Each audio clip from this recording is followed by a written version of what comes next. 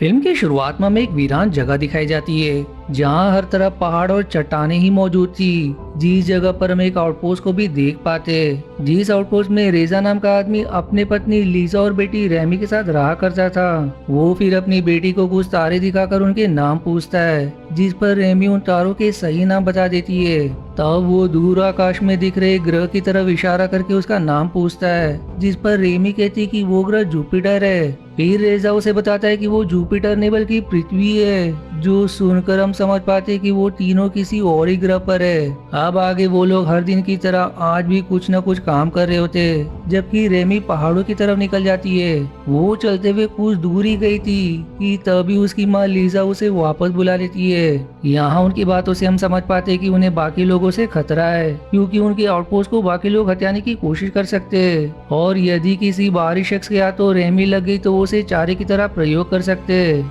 फिर एक दिन रेजा लीजा से बताता है कि उसे आउटपोस्ट के पास कोई दिखाई दिया था। वहीं उनकी ये बातें रेमी भी सुन लेती है। दरअसल वो लोग इस समय मंगल ग्रह पर है, क्योंकि आज से 50 साल पहले इंसानों ने मंगल ग्रह पर अपनी कॉलोनी बना ली थी। लेकिन यहाँ भी इंसानों ने अपनी लालच स्वभाव के चलते सब कुछ अपने कब्जे में करने की कोशिश करी, जिससे फिर एक देश ने दूसरे देश पर हमला कर दिया, जिसमें सब कुछ नष्ट हो गया और अब बहुत कम लोग ही मंगल ग्रह पर बचे हैं, जिनमें से बहुत कम लोगों के पास ही रेजा की तरह कोई आउटपोस्ट है। रेजा अब आसपास चेक करता है और जब उसे कोई नहीं मिलता तो वो वापस अपने आउटपोस्ट चला जाता है, जहाँ रात के समय लीजा गिटार बजाकर गाना गाती है और उस गाने को वो तीनों खूब एंजॉय करते हैं। लेकिन हंसी खुशी के ये पल अगले ही दिन डर में बदल जाते हैं, क्योंकि किसी अनजान शख्स ने उनकी खिड़की पर लीव लिखा हुआ था, जिसका मतलब ये कि कोई उन्हें वहाँ से चले जाने को कह रहा है। अब ये देखकर रेजा अपनी बंदूक लेकर बाहर जाता है, लेकिन हर तरफ चेक करने के बाद भी उसे वहाँ कोई नहीं मिलता। तब वो चुपचाप अपने घर यानी कि आउटपोस्ट में लौट आता है। वहीं इधर रेमी भी निश्चित हो गई थी कि जिसने भी उनकी खिड़की पर लीव लिखा था वो अब जा चुका है,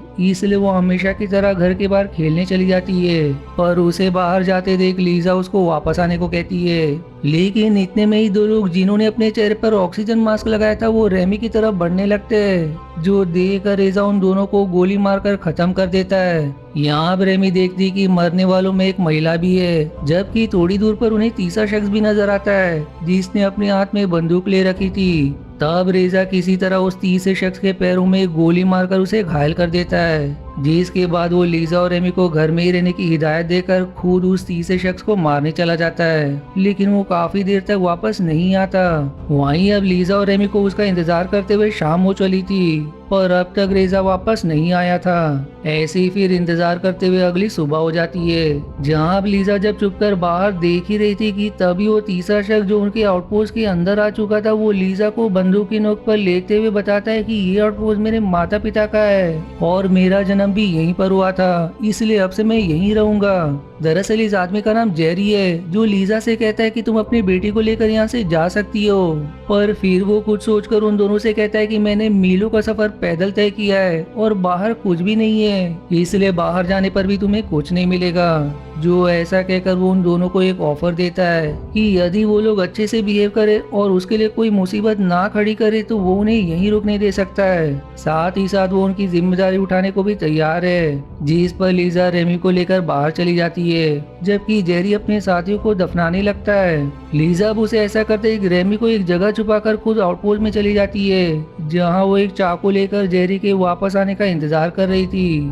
ताकि वो उसे चुपके से मार सके। लेकिन जेरी को इस बात का पता चल जाता है, जिससे वो उसे पकड़ लेता है। तब लीजा अपने बचाव में जेरी के पैर पर चाकू से वार करती है, जिसके जवाब में जेरी उसे बंदूक की नोक पर ले लेता है। वो अब लीजा को समझाते हुए कहता है कि मैं तुम्हारे लिए खतरा नहीं हूँ और यदि तुम मुझे 30 दिनों का मौका दो तो मैं इस बात को साबित कर दूंगा, और अगर 30 दिन के बाद भी तुम्हें मुझ पर विश्वास नहीं होता तो मैं खुद ही यहाँ से वापस चला जाऊंगा। जिसकी ये बात सुनकर लीजा उससे कहती है कि मैं अपने पति का अंतिम संस्कार करना चाहती हूँ, जिस पर जेरी उसको उसके पति की लाश तक ले जाता है, जिसके बाद लीजा और रेमी रेजा को दफना देते हैं। वो दोनों अब रेजा को याद करते हुए काफी दुखी होते, जिस कारण लीजा जेरी के साथ बिल्कुल भी नहीं रहना चाहती थी, पर उसके ऊपर अपनी बेटी की जिम्मेदारी थी, जिसे लेकर वो कहीं भी जा नहीं सकती थी। इसलिए मजबूरी में उसे जेरी के साथ इसी आउटपोस्ट में रुकना पड़ता है। अब इसी तरह कई दिन बीत जाते जहाँ रेमी हर दिन का हिसाब रख रही थी कि अब तक कितने दिन बीत चुके। जितने दिनों में लीजा और रेमी ने जेरी से कोई बात भी नहीं करी थी। फिर एक दिन जब लीजा स्टोर रूम से एक बॉक्स को नीचे उतार कर रखती है तो वो बॉक्स अपने आप ही वहाँ से जाने लगता है। दरअसल वो एक आर्टिफिशियल इंटेलिजेंस वाला रोबोट था जिसे जेरी यहाँ लेकर आया था। उस रोबोट को देखकर रेमी उसे छूने लगती है, जो देखकर लीजा उसे ऐसा करने से रोकती है। तभी जेरी वहाँ आकर बताता है कि इससे उन्हें कोई खतरा नहीं है क्योंकि वो एक साधारण सा रोबोट है। वहीं रेमी ने आज से पहले कोई रोबोट नहीं देखा था, इसलिए वो बहुत खुश होते हुए उसका नाम स्टीव रख देती है। फिर रात के समय लीजा आसमान की तरफ देखकर रीजा को याद कर रही होती है कि तभी वहाँ जेरी भी आ जाता है, जो उसे बताता है कि मैं अपने माता पिता से झगड़ा करके शहर चला गया था, पर कुछ समय बाद ही युद्ध की शुरुआत हो गई जिसमें मेरा शहर भी पूरी तरह से नष्ट हो गया, इसलिए मुझे वापस आना पड़ा। जिसकी ये बात सुनकर लीजा बताती है कि जब मैं अपने पति के साथ इस आउटपोस्ट पर आई तो तुम्हारी माँ पहले से ही गुजर चुकी थी, जबकि तुम्हारे पिता ने हमें यहाँ रोकने दिया, लेकिन एक दिन अचानक से उन्होंने मुझ पर बंदूक तान दी, इसलिए मैंने अपने बचाव में उन्हें चाकू से मार दिया।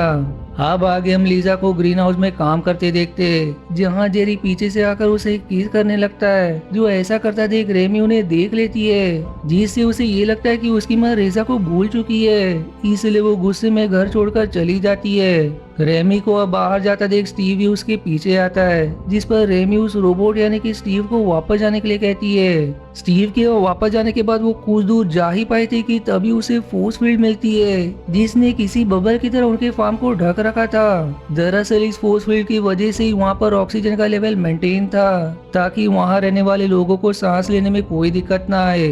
जिस फोर्स फील्ड की वजह से रेमी आगे नहीं बढ़ सकती थी, इसलिए वो चलते हुए दूसरी तरफ पहुंच जाती है जहां उसे एक गुफा मिलता है जिसे दरवाजे से बंद किया गया था। वो उसका बटन दबाकर दरवाजे को खोल देती है और फिर उसके अंदर चली जाती है। आप थोड़ा आगे बढ़ने पर वहाँ का ऑक्सीजन लेवल कम होने लगता है, जिससे आखिर में वो बेहोश होकर वहीं गिर जाती है। फिर इसके कुछ देर बाद जेरी उस गुफा में आकर रेमी को वहाँ से आउटपोस्ट में ले आता है, जहाँ हमें पता चलता है कि वो गुफा इस बबल से बाहर जाने का रास्ता था, पर सिंस बबल के बाहर ऑक्सीजन नहीं थी इसलिए गुफा में आगे की तरफ ऑक्सीजन की कमी हो रही थी। अब जेरी उसे समझाता है कि बाहर जाने का कोई फायदा नहीं क्योंकि बाहर कुछ भी नहीं है। वहीं अब 30 दिन भी पूरे हो जाते हैं, जबकि जेरी ऑक्सीजन मास्क को आग में जलाने लगता है, जिसका साफ मतलब है कि वो यहाँ से कहीं नहीं जाने वाला। जिस बात से रेमी को लगता है कि जरूर उसकी माँ ने ही जेरी को वापस जाने से रोका होगा, इसलिए वो अपनी माँ से नाराज हो जाती है। तब उसकी माँ उसे बताती कि मैं आज भी तुम्हारे पिता से उतना ही प्यार करती हूँ जितना पहले किया करती थी।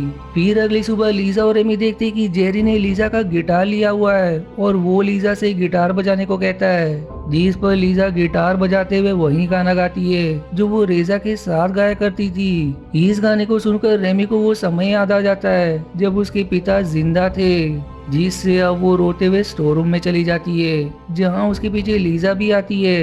यहाँ रेमी लीजा से कहती है कि मैं आपसे नफरत करती हूँ क्योंकि आपने मेरे पिता को भूलकर जेरी के साथ रहने का फैसला कर लिया। जो ऐसा कहकर वो और भी ज्यादा फूट फूट कर रोने लगती है, जिसकी ये बात लीजा को बहुत लगती है, इसलिए वो फैसला करती है कि वो जेरी को मार देगी। अब अगले सीन में हम जेरी को उसकी बंदूक टेबल पर रखकर बाहर आता देखते हैं, जहां अब तक रेमी भी स्टोर रूम से बाहर आ गई थी। तभी लीजा जेरी को उसी की बंदूक के निशाने पर लेकर ट्रिगर दबा देती है, लेकिन वो बंदूक पूरी तरह से खाली थी क्योंकि जेरी ने पहली गोलियां निकाल ली थी। इसके बाद लीजा किचन से चाकू लेकर उस पर हमला करती है, जिस पर जेरी लीजा को ही जान से मार देता है, जो देखकर रेमी वहां से भागने लगती है। लेकिन जेरी उसे पकड़ लेता है, साथ ही साथ वो उसे यकीन दिलाता है कि वो उसे कोई नुकसान नहीं पहुंचाएगा।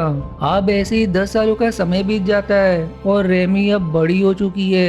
यहाँ हम देख पाते कि वो ज्यादातर समय अपने फार्म में ही बिताया करती थी, जो फार्म उसके पिता रेजा ने बनाया था। वहीं इतने साल बाद भी वो जेरी से बात नहीं किया करती थी। फिर एक शाम वो रेमी को एक गिफ्ट देता है, जो दरअसल उसकी माँ यानी कि लीजा का स्केच था। अब स्केच देखकर रेमी भावुक होकर जेरी के कंधे पर सर रखकर रोने लगती है। तब जेरी उसे सहारा देने के बहाने किस कर लेता है, जिस पर अब रेमी वहाँ से भागकर अपने कमरे में चली जाती है। यहाँ हम देख पाते हैं कि उसने बाहर जाने की पूरी तैयारी कर ली है, जिसके लिए उसने एक ऑक्सीजन मास्क भी छुपा कर रखा है जो उसने बहुत पहले जेरी के पास ही चुराया था। वहीं अगले दिन जेरी उससे बच्चा पैदा करने की बात कहता है, जिसका मतलब ये है कि वो रेमी से शादी करना चाहता है, लेकिन रेमी इसके लिए मना कर देती है। जिस बात को लेकर उन दोनों में काफी देर तक बहस हो जाती है, जहाँ फिर आखिर में जेरी उसे सोचने का समय देकर वहाँ से चला जाता है। इधर अब रात के समय जब रेमी अपने कमरे में जाती है तो वहाँ पहले से ही जेरी बैठा हुआ था, जिसने अपने हाथ में ऑक्सीजन मास्क पकड़ा हुआ था। इसका मतलब ये है कि उसे रेमी के द्वारा छिपाया हुआ मास्क मिल गया है।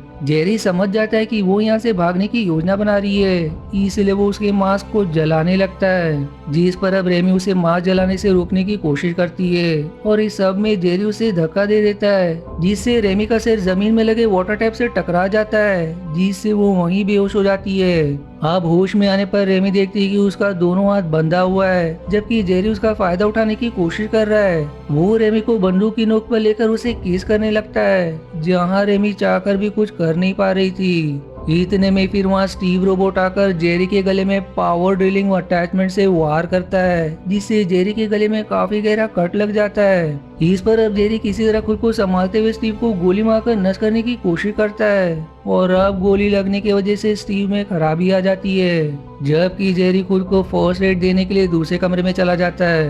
वहीं रेमी बड़ी मुश्किल से पहले तो अपने हाथ खोलती है और फिर वो जेरी की बंदूक से जेरी को एक गोली मारकर खत्म कर देती है। उसे मारने के बाद वो अब उसे उसके दोस्तों के कब्र के पास दफनाकर शॉवर लेती है और फिर वो स्टीव को ठीक करने की कोशिश में लग जाती है, जहाँ कई दिनों के मेहनत के बाद वो ठीक भी हो जाता है। अब इससे वो इस जगह पर अकेली इंसान बची थी, इसलिए वो बाकी बचे इंसानों की तलाश में ऑक्सीजन मास्क लेकर वहाँ से निकल जाती है, लेकिन जाने से पहले उसने स्टीव को उस फार्म की जिम्मेदारी दे दी थी। फिर मूवी के आखिरी सीन में हम रेबी को गुफा से बाहर आता देखते, जहाँ दूर दूर कोई नहीं होता और अब उसे मीलों का सफर पैदल ही तय करना है। जीसी सस्पेंस के साथ ये मूवी यहीं समाप्त हो जाती है। आशा है आपको मेरी एक्सप्लेनेशन पसंद आई। यदि हाँ तो प्लीज वीडियो को लाइक करना और चैनल को सब्सक्राइब करके सपोर्ट करना ना भूलें। मिलते हैं अगले एक्सप्लेनेशन वीडियो में, तब तक के लिए धन्यवाद दोस्तों।